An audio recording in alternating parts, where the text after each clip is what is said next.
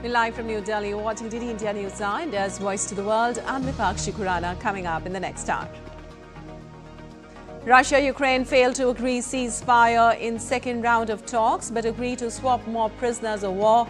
Trump says open to meeting both counterparts in a push for deal. US President Donald Trump rules out allowing Iran to enrich uranium under any nuclear deal. Iran demands guarantee of lifting sanctions in nuclear talks. Polls open for South Korea's snap presidential election, the country voting to choose a new leader after ex-President Yoon Suk-yeol was impeached over his abortive declaration of martial law. US Second Lady Usha recalls the meeting with Prime Minister Modi very special, says India-US relationship very personal, time of great opportunity for both the nations. India's global outreach under Operation Sindur intensifies. All party delegations engage with key international leaders to underscore the nation's unwavering stand against terrorism. And Royal challengers Bengaluru and Punjab Kings look to end their 17-year title drought as they face off in the IPL 2025 final in Ahmedabad today.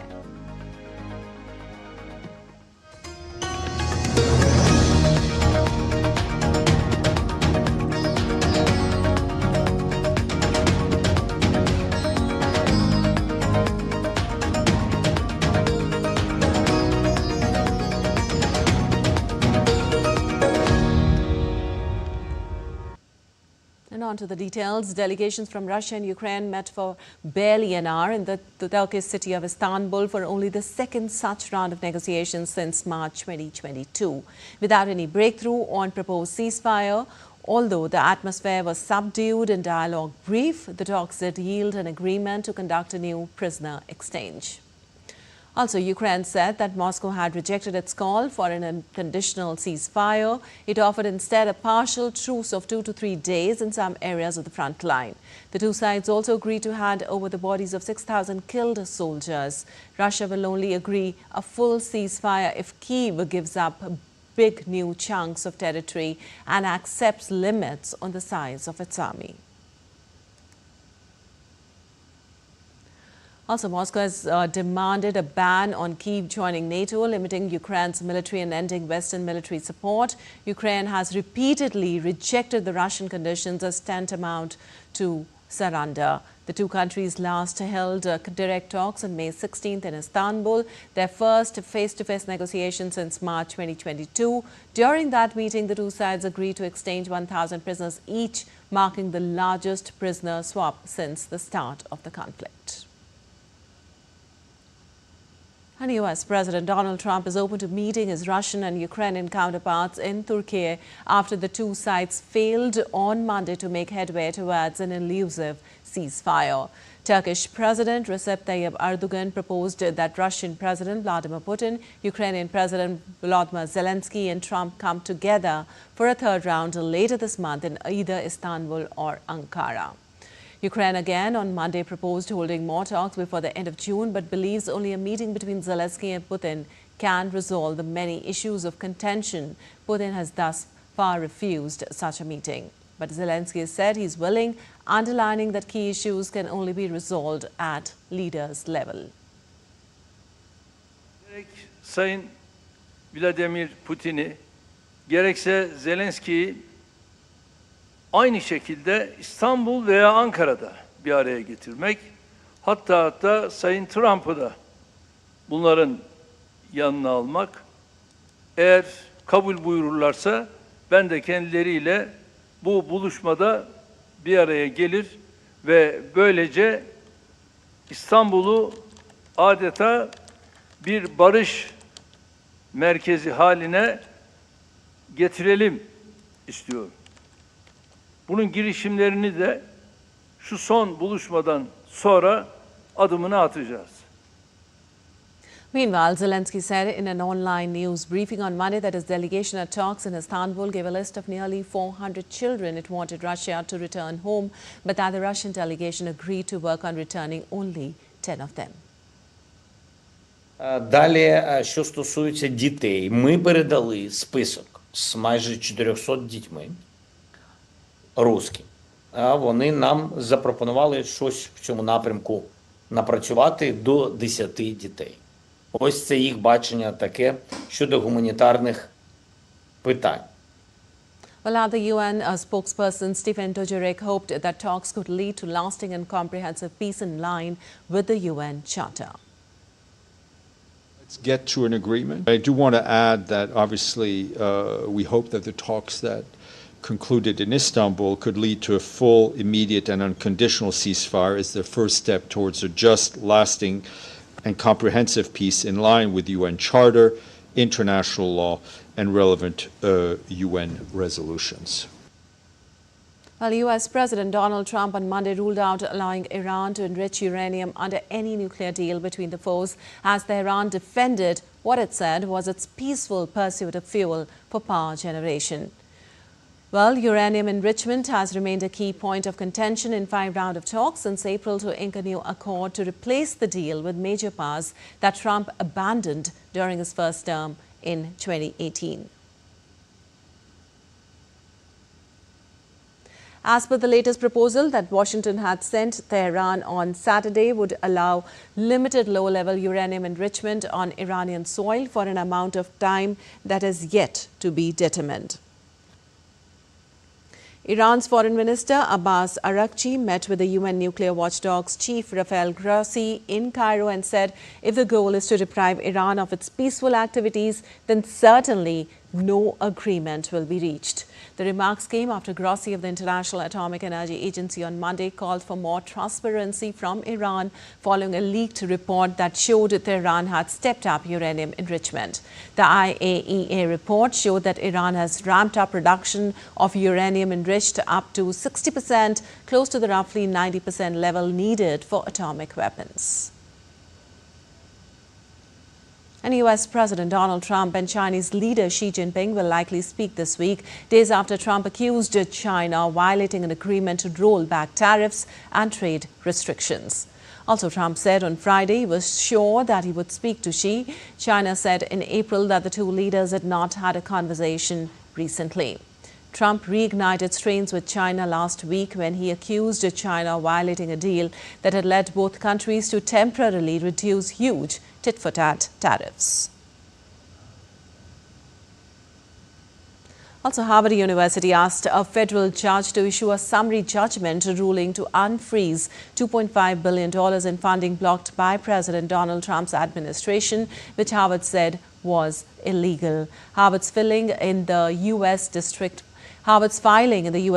Court in Boston said that it had received 957 orders since April 14th to freeze funding for research pertaining to national security threats, cancer and infectious diseases and more, since the country's oldest and wealthiest school rejected a White House list of demands.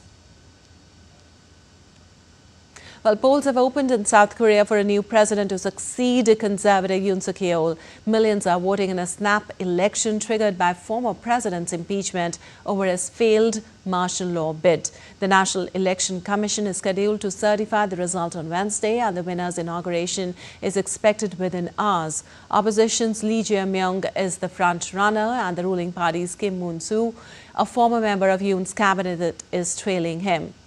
Leading candidates ended 3 weeks of official campaigning late on Monday, crisscrossing the country before converging on Seoul for final rallies as they vowed to put months of turmoil behind them and breathe new life into an ailing economy. The election has been shaped by the fallout from Yoon's brief but disastrous move in December, which triggered divisive protest and months of political chaos. And still to come on DD India News Hour. Mongolian Prime Minister resigns after losing Parliament confidence vote. The suspect in a series of recent firebomb attacks in Colorado charged with federal hate crime in the U.S. And dense columns of volcanic steam erupt from Sicily's Mount Etna.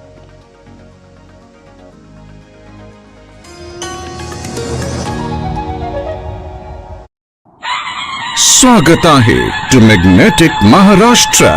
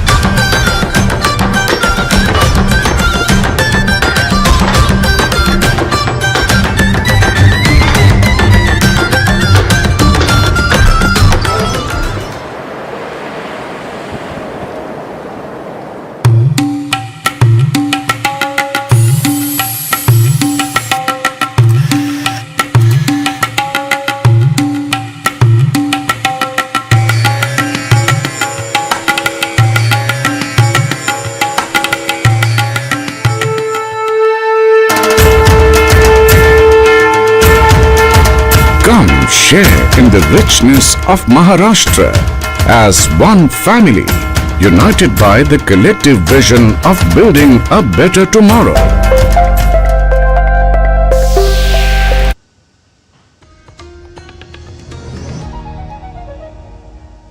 Welcome back. You're watching DD India News. I'm Lipakshi Khuranan. Moving on, a Chinese Commerce Chamber has voiced disappointment and concern after the EU supported a proposal restricting Chinese medical suppliers' access to public contracts, urging the bloc to reconsider its stance. The chamber called for a reassessment of the need and long-term consequences of the approved restrictive measures, emphasizing its commitment to ongoing dialogue with key EU stakeholders. According to EU diplomats, EU governments have supported a European Commission proposal to impose restrictions on Chinese medical device suppliers' participation in public contracts, following concerns that EU companies were denied fair access to China's public tenders.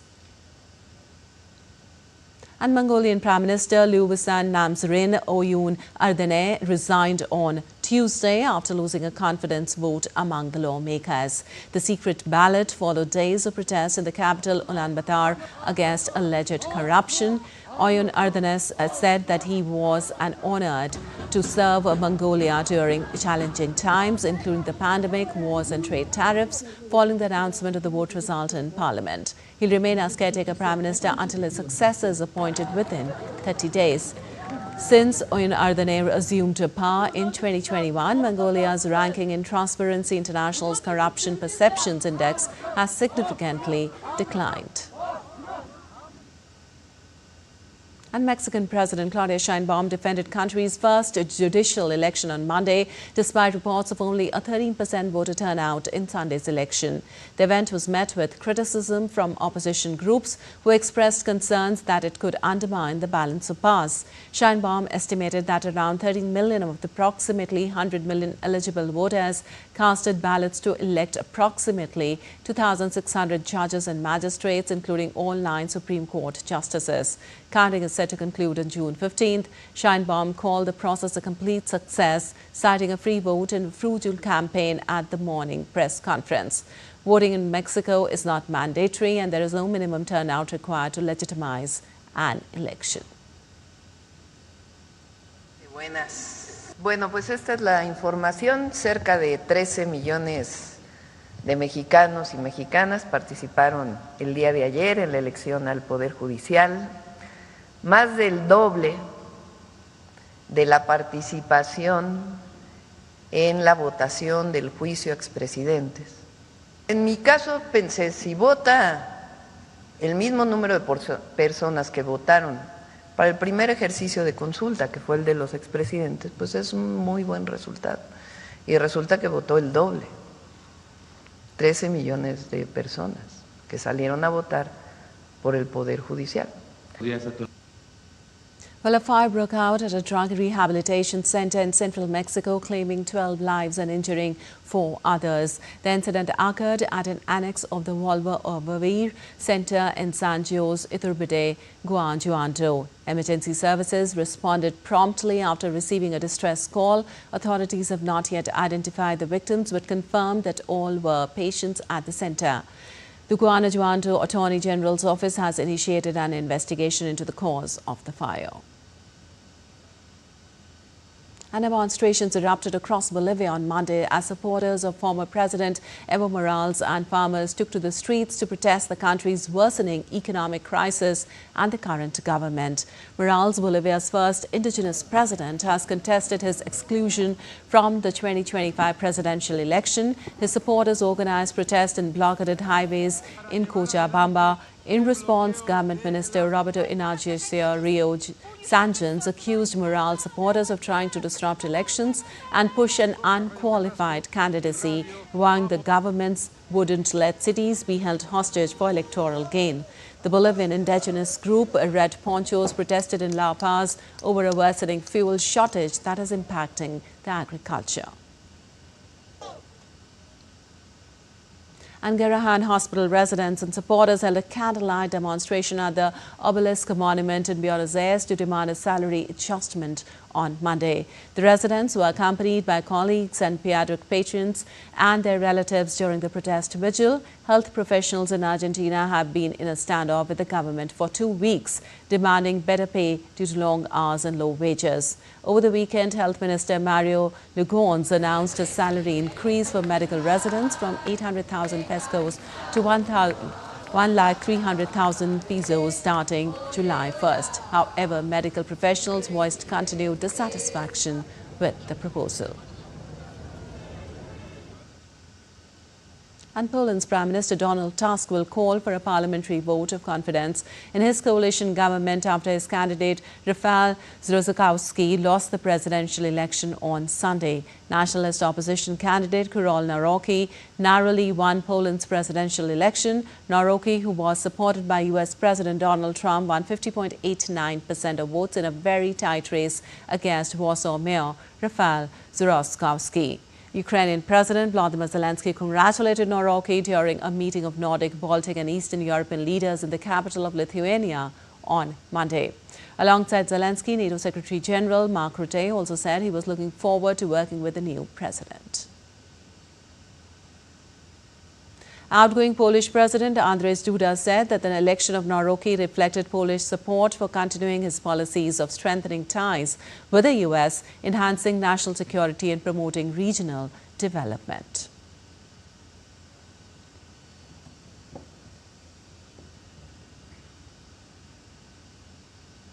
And U.S. Secretary of State Marco Rubio congratulated Polish nationalist Karol Nawrocki, a known fan of U.S. President Donald Trump, on his win in Poland's presidential election.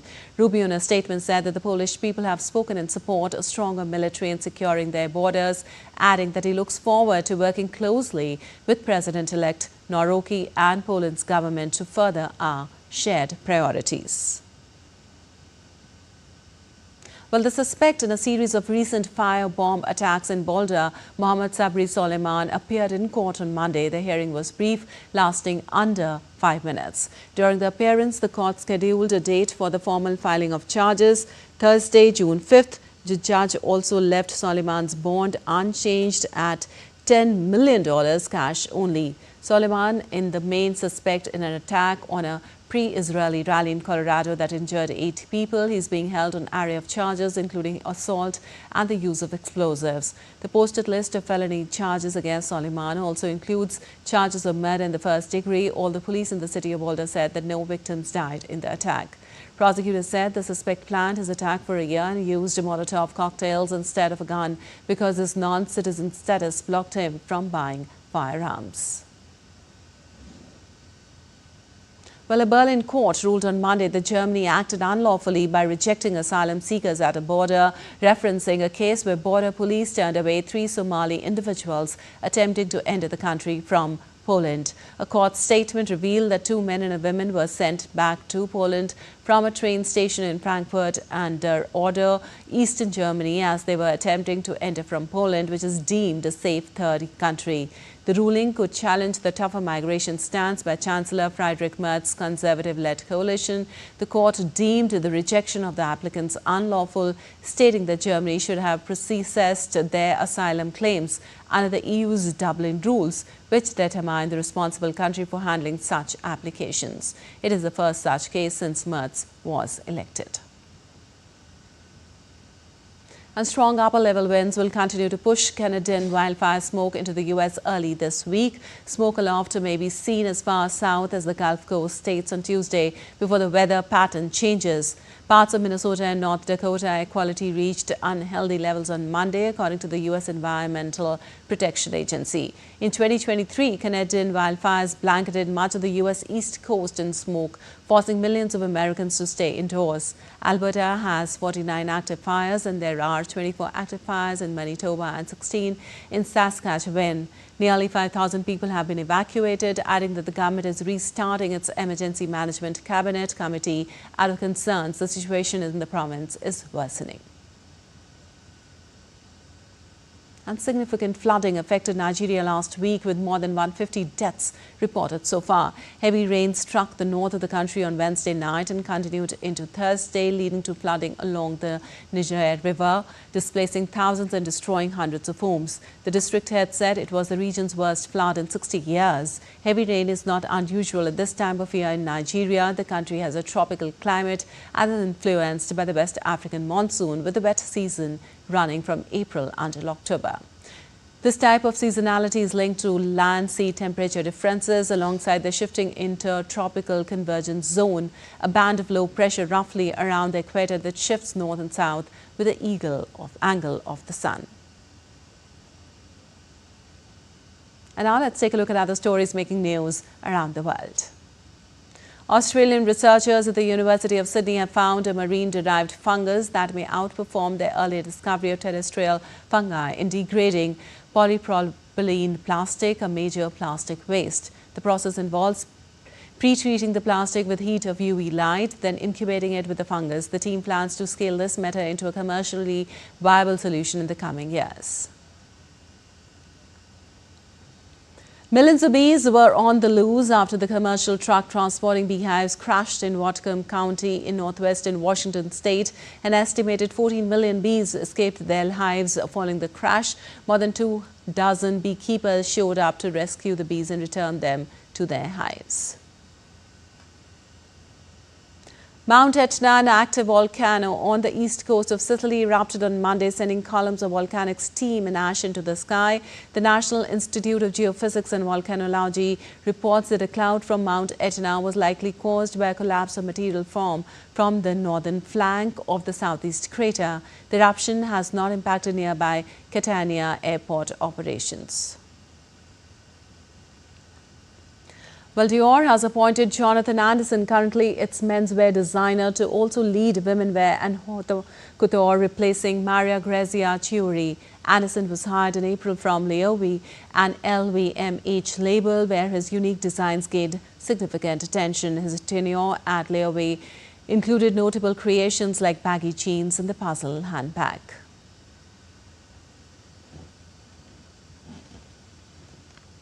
Well, Prime Minister Modi highlighted the transformation of India's aviation sector while addressing the International Air Transport Association's 81st Annual General Meeting and the plenary session of the World Air Transport Summit in New Delhi on Monday. He said that consistent reforms have been a key driver of India's rapidly expanding aviation sector.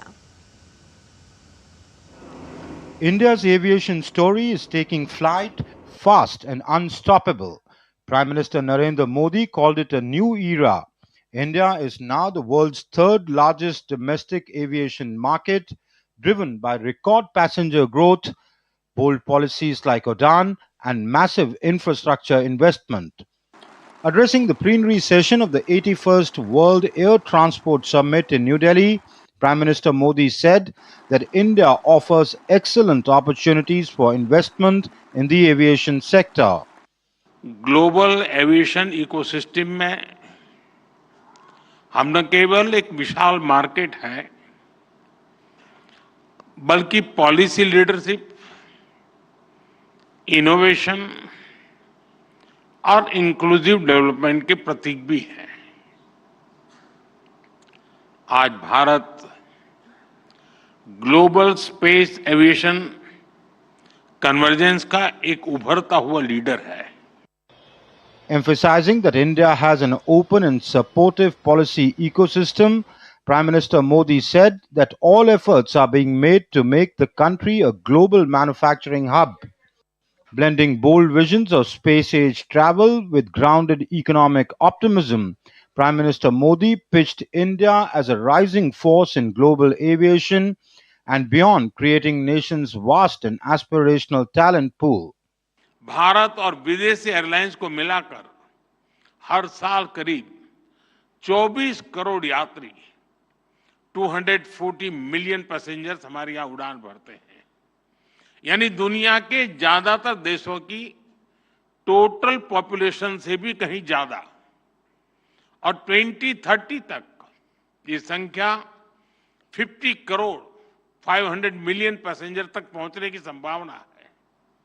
आज भारत में 3.5 million metric ton सामान air cargo से transport होता है। इस decade के अंत तक ये भी बढ़कर 10 मिलियन मेट्रिक टन तक पहुंचने वाला है। The IATA AGM and the World Air Transport Summit is being hosted in India after 42 years. In over a decade, India has undergone a remarkable transformation in the aviation landscape and has made a lasting impact on the socio-economic development of the country. India's skies are wide open and the whole world is taking note. As we build, innovate and connect, our aviation story is just beginning. From local dreams to global height, India is ready for a takeoff. The future of flight is here and it is flying on Indian wings. With camera person Vishwabandhu, this is Taposh Bhattacharya for DD India from Delhi. And still to come on DD India News Hour. Northeast India faces monsoon fury. IMD issues strong weather warning for multiple states. Lok Sabha Speaker Om Birla meets Portuguese Parliament. President calls for united stand against terrorism. And Piyush Goyal begins France visit to boost strategic and economic ties with Europe.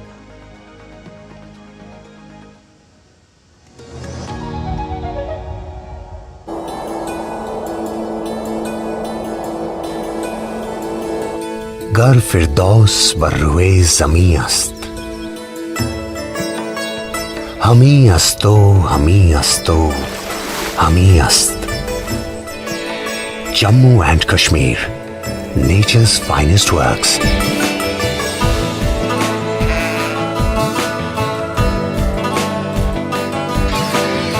A land of verdant valleys, pristine lakes, striking autumns, unforgettable majestic beauty. A place of unwavering devotion, wholehearted smiles,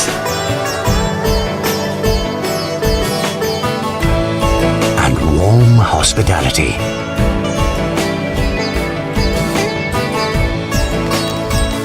World famous for its exquisite artistry.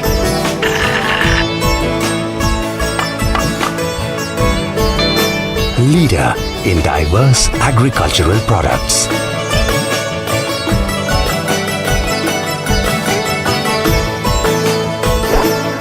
Heartland of winter sports. Jammu and Kashmir is vibrant, diverse, ambitious, future-focused,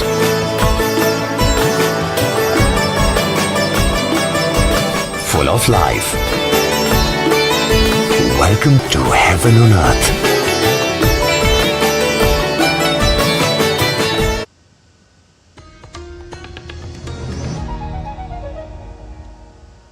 Welcome back. You're watching DD India News. I'm Lipakshi Khurana, and time now for a quick recap of the headlines. Russia-Ukraine failed to agree ceasefire in second round of talks, but agreed to swap more prisoners of war. Trump says open to meeting both counterparts in a push for the deal. US President Donald Trump rules out allowing Iran to enrich uranium under any nuclear deal. Iran demands guarantee of lifting sanctions in nuclear talks. Polls open for South Korea's snap presidential election. The country voting to choose a new leader after ex-President Yoon Suk-yeol was impeached over his abortive declaration of martial law. US Second Lady Usha Vance recalls meeting with Prime Minister Modi very special, says India-US relationship very personal, time of great opportunity for both the countries. India's global outreach under Operation Sindur intensifies. All party delegations engage with key international leaders to underscore the nation's unwavering stand against terrorism. And Royal challengers Bengaluru and Punjab Kings look to end their 17-year title drought as they face off in the IPL 2025 finale in Ahmedabad. Well, moving on, an all-party parliamentary delegation led by Congress MP Shashi Tharoor thanked Brazil for its continued support to India in the fight against terrorism, as it met with the head advisor to the Brazilian president to brief him on New Delhi's resolute response to the Pahalgam terror attack. Vice Foreign Minister and her team were very sympathetic, warm. I would even say the atmosphere in the meeting was tremendously warm and friendly. And the main purpose for us was to ensure that our message was understood and there would be a feeling of the importance of solidarity in the struggle against terrorism. And that we got. But the delegation also met Brazil's acting foreign minister, Maria Laura da Roca. They discussed recent events leading to Operation Sindur and India's firm resolve against terrorism. The delegation also appreciated Brazil's understanding and support for our security concerns. The Group 4 delegation led by Shiv Sena MP Shrikant Shinde met with the Speaker of the House of Representatives of Liberia, Richard Nagbekun, and the group of representatives. The Shiv Sena MP highlighted the strong ties between the two nations and underlined India's long-standing fight against terrorism. All the nations should come together in the fight against this terrorism. And as we went to all these nations, UAE, Sierra Leone, DR Congo, and Liberia, all the nations assured and were very positive that they will stand with India in these tough times and also in this battle against terrorism. While BJP MP Bansuri Swaraj also reaffirmed India's stand against terrorism. Terrorism is not a regional problem. This is the time when the world needs to stand tall together and needs to call out morally those nations like Pakistan that are sponsoring terrorism. What happened on 22nd of April was a barbaric attack on humanity.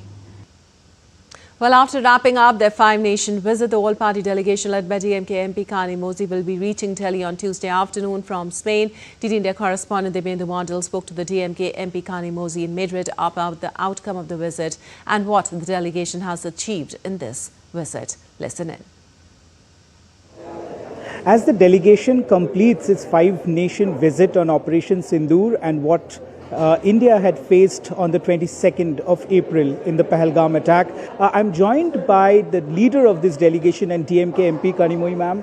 What was the talks like in Spain? No, it was very reassuring, and I think the foreign minister is already in touch with the Minister of External Affairs, Mr. Jaishankar in India, and he seemed to be very positive and supportive about what is happening, and already they've condemned what happened in Pahalgam and the terrorist attack. We also got the opportunity to explain that though Spain has been subjected to many terror attacks, the difference between what happens in India and what has happened in Spain is that what happens in India is sponsored by another country. The cross-border terrorism has been sponsored by another country, by Pakistan, and these terrorists are trained there. And they also, we've made it very clear that we cannot negotiate with somebody who's sponsoring terror. How has the experience been here when you have come and met multiple countries, multiple different think tanks, leaders, senators from different countries bringing the voice of India? Just the fact that, a member of parliament from the opposition party is leading the delegation, and the majority of us are from opposition parties, and there's just one member from the BJP. That itself is a message to the world that India stands as one, and I think in many countries people have, including Spain, they are surprised that that this has been possible. How were the responses in all the countries that you have been? All are, of course, friends of India. But despite that, how has the responses been from different countries? No, I think it's given an opportunity to, clarify if they had doubts, and also that we come in person to meet them and to explain ourselves and also to reach for support. Response has been very heartwarming. This delegation is taking a message for 1.4 billion people that the world stands united against terrorism, and they have been able to convince all the people that they have met, both in the government, intellectual and think tanks, that India stands united at this hour, irrespective of political opinions and differences. With camera person Shailendra Chauhan, this is Dibyendu Model from Spain in Madrid for DD India. While part of the Indian delegation visiting Spain, Ashok Kumar Mittal said that they clearly put forward a message that though India believes in peace, but the nation will not spare terrorists. The one message which has clearly gone to the entire world, that India is very strong. India believes in peace. India believes in Vasudev Kutumbakam, the entire world is one family. India believes in welfare of the entire world. But when it comes to terrorism, it will not spare anyone. It will not hesitate to take as much action as required. We will not take more than required.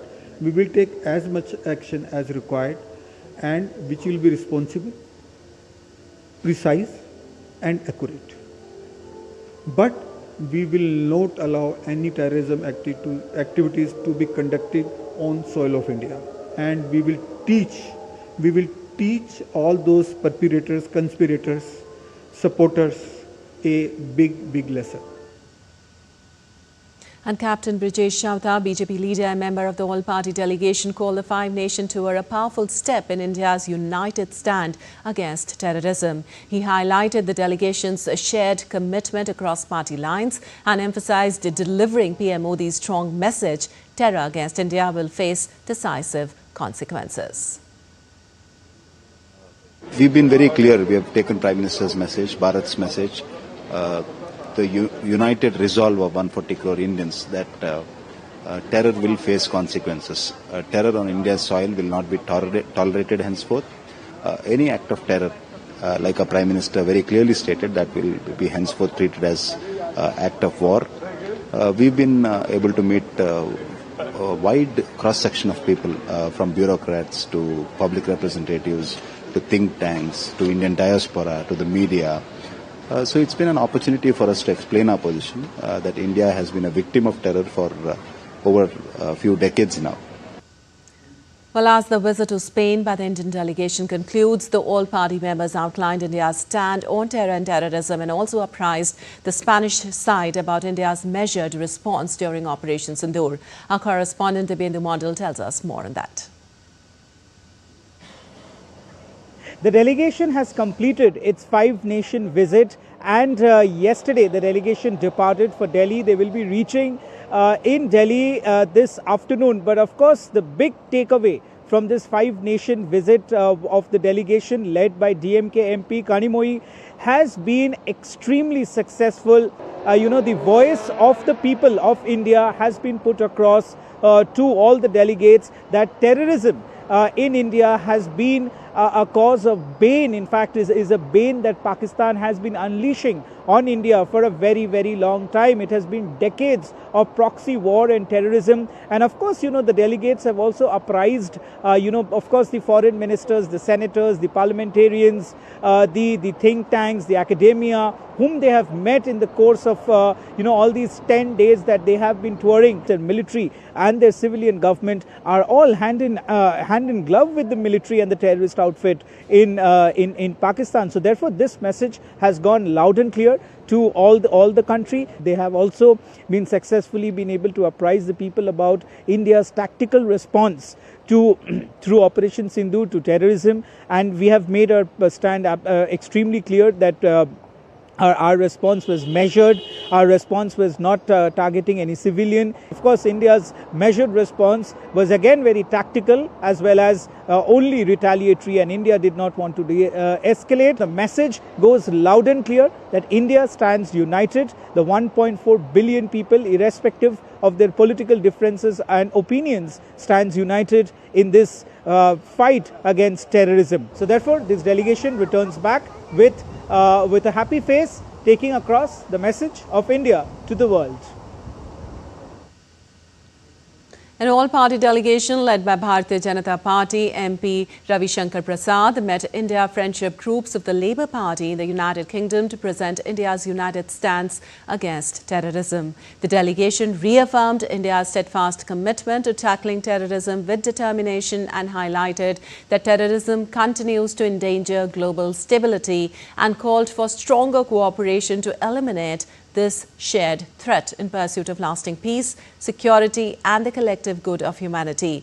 Both sides underscored the importance of continued dialogue to foster mutual understanding and expressed a shared commitment to strengthening cooperation and engagement between the Labour Party and India.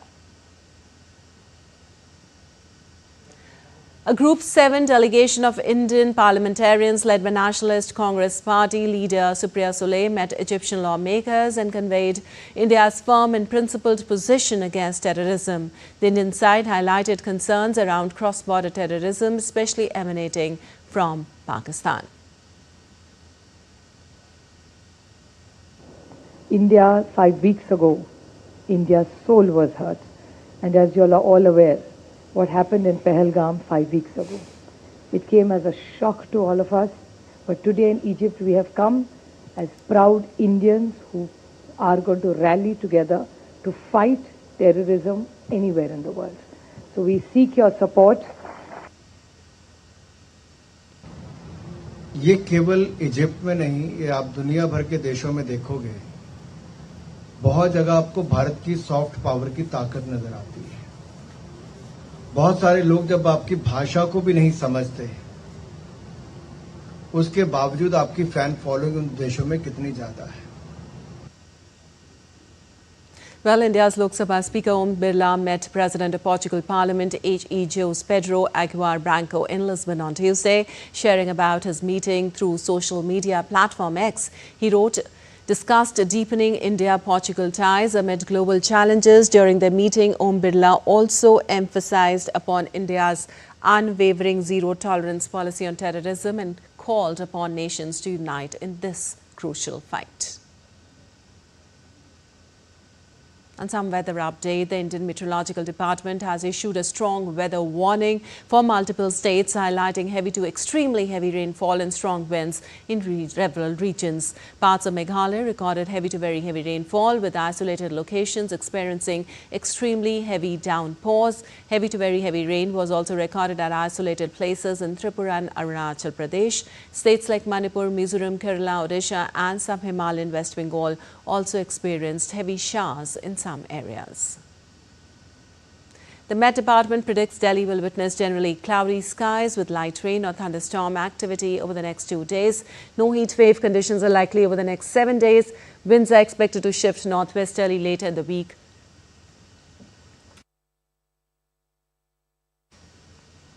The Air Quality Index stood at 158 according to the Central Pollution Control Board's national bulletin for the past 24 hours.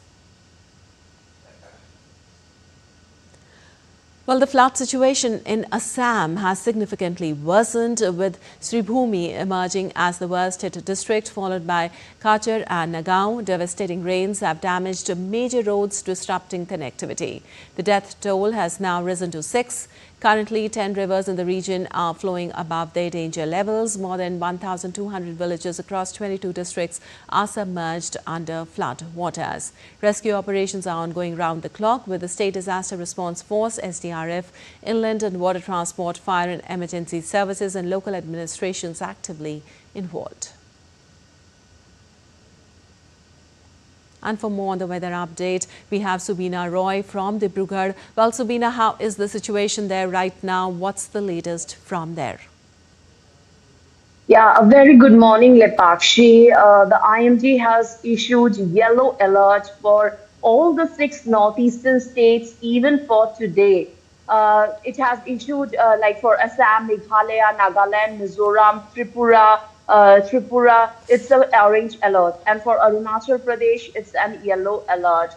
It has been raining. There has been continuous downpour, which has resulted in landslides, flash floods, and then floods, of course, in the Brahmaputra Valley. Now, talking about Assam, over 5.1 lakh people have been affected in across 22 districts. The 22 districts include Dibrugarh, Hailakandi, Sribhumi, Darang, Kachar, Nagaon, Lakhimpur. So these are the districts which are majorly affected, Lepakshi. Now, to talk about the district which is the worst hit is Sribhumi. Yesterday it was Kachar, and today, as per the latest SDMA report, it is Sribhumi, where over 1 lakh people are affected. Seconded by Nagaon, where 67,000 people are affected, and then followed by Lakhimpur, where around 47,000 people are affected. Yesterday, the Assam CM visited the Lakhimpur area, where there has been a bank enrichment in the Ronganodi River, and houses were swayed away, and people are panicking because also the relief camps have been set up in those areas. So apart from that, if we talk about the population affected, it is 5.1 lakh. And then talking about the relief measures, the SDRF, NDRF team, then the district authorities, the fire emergency services, the Indian Army, Indian Air Force are all working hand in hand in war footing level to rescue people from inundated areas. 165 300 relief camps have been set up, Lepakshi, in all across Assam. Over 165 relief camps have been set up where around 31,000 people are staying. And relief, talking about relief distribution centers where the relief measures are being taken, foods are being provided. All right, so the relief measures are being provided in full swing, though the situation still in distress. Thank you so much, Subina, for all that update from there.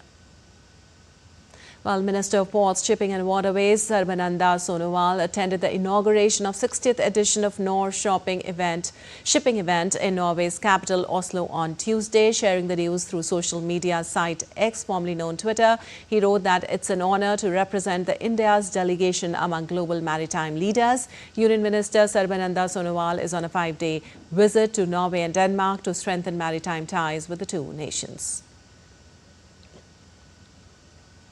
And Union Commerce and Industry Minister Piyush Goyal is on a 3-day official visit to France as part of the 5-day tour of France and Italy. Held a productive meeting with Eric Lombard, French Minister of Economy, Finance and Industrial and Digital Sovereignty.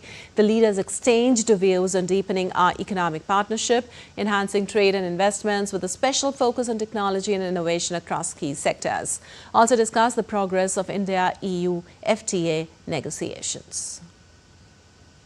The visit is aimed at further strengthening India's strategic and economic partnerships with key European nations.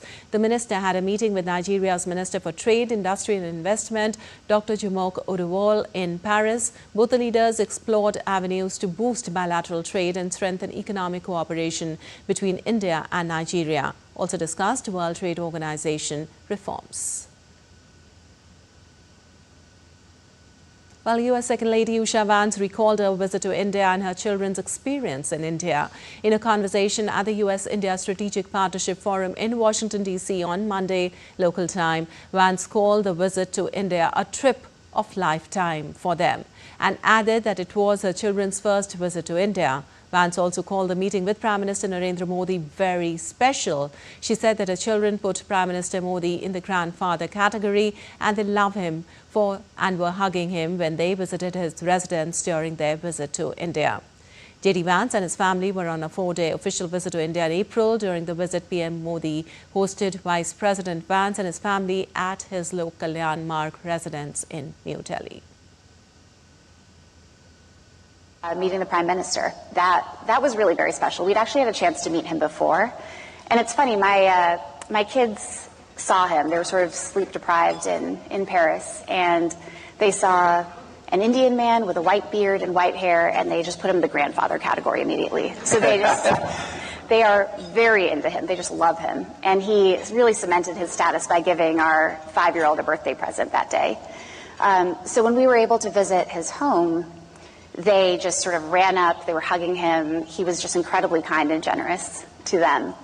And I think it was a very productive conversation for JD and the Prime Minister, of course, but also I think it was a real opportunity for us to kind of cement that personal relationship that they have, which I think is only to the good. Vance also spoke about visiting places in North India, including Taj Mahal, and enjoying Indian food. She also remembered the puppet show, which had artists from all across the nation. Children had never been to India, what with the pandemic and, JD's entry into politics and all of that. And so they'd grown up just knowing so much about this country, the stories, the food, the relationships with grandparents and friends, but they had never actually seen it. So it was just sort of mind-blowing from their perspective. And then for me and JD, I think it just could not have been any more special. We had the opportunity to see some of the greatest sights in North India. We're looking forward to our next trip and trying to get to the parts of the country where my family is from as well. While talking about her children's experience in India, Vance said that her son was just so taken by everything that he announced to the Prime Minister that he thought he could maybe live there and started making his plans. Been all over the place, and they've had wonderful opportunities to see the world, but this was really special to them. Ewan, our oldest, was really taken by the sculptures in the temple that he visited. He just thought it was incredible craftsmanship, and of course showed things that he was very familiar with from stories and from talking with me. And then Vivek, our middle child, was very excited to meet elephants and peacocks and a camel and just any animal that he could kind of get his hands on. And then our daughter, I think, she's just sort of along for the ride. She really enjoyed her time in an auto rickshaw. And moving on, Australia's independent wage-setting body raised the national minimum wage by 3.5% effective July 1st, a real wage increase for about 2.6 million workers on the minimum wage as inflationary pressures ease in the economy. The minimum rate will rise to $16.19 per hour for about a fifth of the Australian workforce, the Fair Work Commission said in its annual review. The Reserve Bank of Australia cut interest rates to a two-year low last month as cooling inflation at home offered scope to counter rising global trade risks and left the door open to further easing in the months ahead. At the same time, the labour market has remained surprisingly resilient, with the jobless rate hovering at 4.1% for over a year now. Employment gains have been driven by a surge in public sector jobs, with still tepid wage growth suggesting few risks of a damaging wage price spiral. Well, you're watching DD India News. Our time now for some sports news. One last match awaits to crown a new IPL champion as Ahmedabad is set to witness the grand tussle between Royal Challengers Bengaluru and Punjab Kings on Tuesday. Both teams lock horns for one finale time in IPL 2025 with an aim to end their 17-year-long title drought. More on this report.